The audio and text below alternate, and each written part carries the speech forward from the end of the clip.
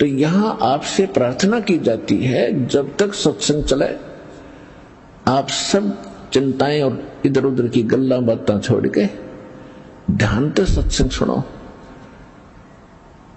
चाहे कोई रोगी है, चाहे कोई संकट है किसी प्रकार का, आप एकाग्रचित्त होकर सत्संग सुनोगे तो राहत मिलेगी और ये ज्ञान ग्रहण होगा। मात पिता मिल जावेंगे 184 मोह, ये सतगुरु सेवा और बंदगी भाई फेर मिलन की ना। आज हम माता पिता हमारे, ठीक है, हम अपनी भक्ति आशीर्वाद उनको प्रार्थना करें भगवान से, हे परमात्मा इनको ऐसे कर दो, वैसे कर दो, स्वस्थ कर दो। ये हम पहले तो कहा करते थे कि भगवान इनको स्वस्थ कर दो, और आप जी की भक्ति से वो स्वस्थ अवश्य हो जाएंगे, लेकिन आपकी कमाई का बहुत अंश, बहुत ज्यादा भाग समाप्त हो जाएगा। फिर हमारे अंदर ये आता है, क्योंकि हम बालक हैं इसीलिए काल के जाल से नहीं निकल पाते।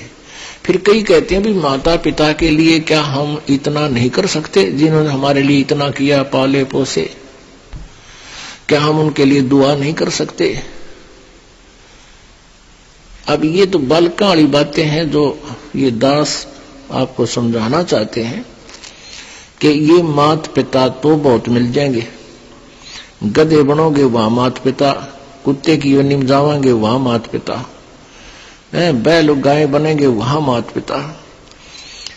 अब भक्ति नहीं मिलेगी फिर वहां पर, वो पिताजी भी कितना गधा बनेगा और आप भी गेल वहीं पर गधे बने पाओगे। वो उसकी गर्दन पकड़ेगा और वो उसकी गर्दन पकड़ेगा, फिर कोयसे के सूत में नहीं आवेगी।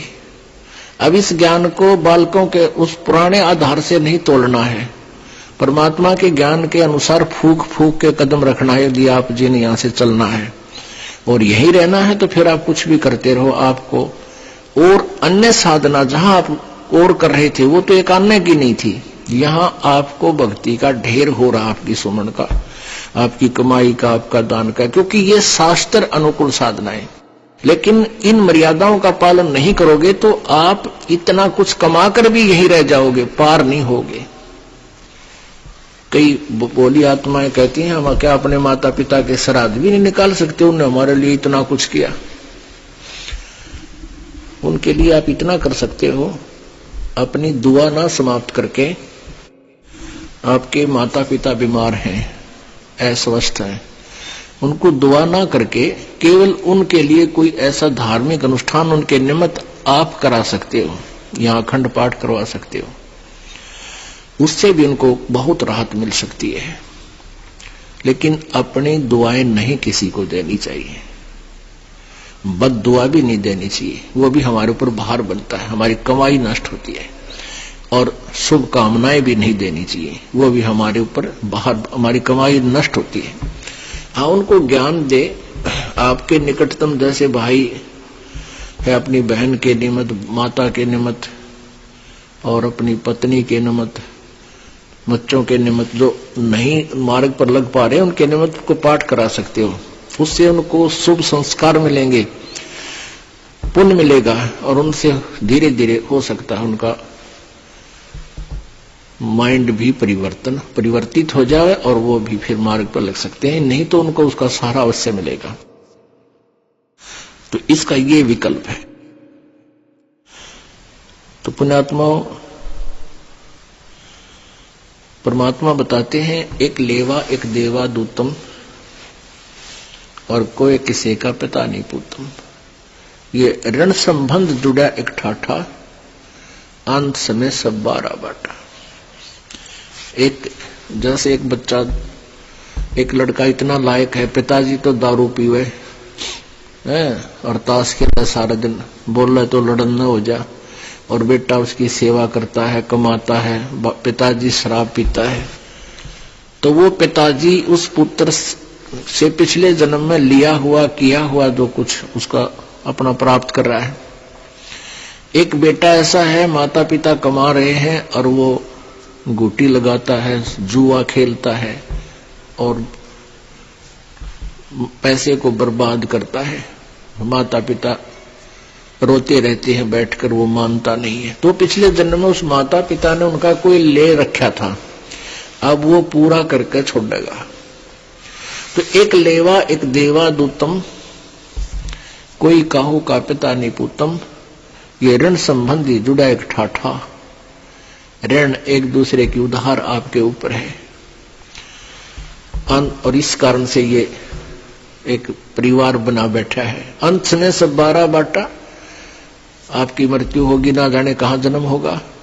बेटे की मृत्यु होगी, पता नहीं संस्कारवश कहां जाएगा, कौन से देश में जन्म होगा। अंत में सब 12 बाट, अलग अलग 12 बाट, बाट माने रास्ते, अलग अलग रास्तों पर जाओगे, फिर ना जाने कभी मिलोगे कि ना मिलोगे किसी जन्म में। इन सब बातों को विचार करके पुण्यात्माओं अपने मोक्ष कराने के इस उद्देश्य को, लक्ष्य को प्राप्त करना है। आज जो ये समागम चल रहा है 3 दिन का, इसका वैसे तो हम महीने में 2 बार करते ही हैं, 3 दिन का। इसका एक विशेष उपलक्ष्य है कि इस दास को फाल्गुन की अमावस्या वाले दिन उपदेश प्राप्त हुआ था, गुरु जी से नाम मिला था। परमात्मा कहते हैं, जा दिन सतगुरु भेटियो, वो दिन लेखे जान, बाकी समय गंवा दिया बिना गुरु के नाम। परमात्मा बताते हैं कि जिस दिन आप जी को पूर्ण संत से उपदेश प्राप्त हुआ, आपका वो जन्म दिन है, वो आपका हैप्पी बर्थडे है। बाकी जो हम पहले लोकवेद के आधार से बर्थडे मनाया करते थे, वो हमने अब नहीं मनाना। उसको हम खुद हैप्पी बर्थडे मानना है, वो तो बड़ा दुख था हमारे ऊपर, कैर टूटा, जन्म हुआ, ना जाने कितने कष्ट जीवन पर आवेंगे, कोई बच्चा हो गया तो मर जाएगा, कोई बचेगा ना बचे, कोई बीमारियां, 100 प्रकार की समस्याएं, दिन रात धक्के खाने। वो कौन सा जन्म था, वो कौन सा हैप्पी बर्थडे था, वो तो ब्रांड मार्टी डे था, और उस नाम हैप्पी बर्थडे मनाया करते। अब जिस दिन आप जी को उपदेश मिला, वो नोट कर ले, आपका वो हैप्पी बर्थडे है। और 100 याद रखे भगवान, कैसे प्राप्त हुआ वो दिन, जिस दिन आपकी शरण मिली मालिक। तो आज वो ये दिन जो है अमावस्या वाला, फाल्गुन की अमावस्या वाला दिन, ये वो हैप्पी डे है जो जिस दिन इस दास का उद्धार हुआ। गुरुदेव जी ने उपदेश बख्शीश किया। अब याद आती है उस दिन के महत्व की, आज याद आता उस दिन की महिमा। जे वो ना मिलता वो दिन, ये 17 फरवरी फाल्गुन अमावस्या सन 1988 को इस दास को उपदेश मिला था। भाई जो गुरु वचन पे डट गे, रकट गे फंद 84 के, कट गे फंद 84 के, रकट गे फंद 84 के। भाई जो गुरु वचन पे डट गे, रकट गे फंद 84 के। वस्तु मिली ठोर की ठोर, मिट गई मन पापी की दो।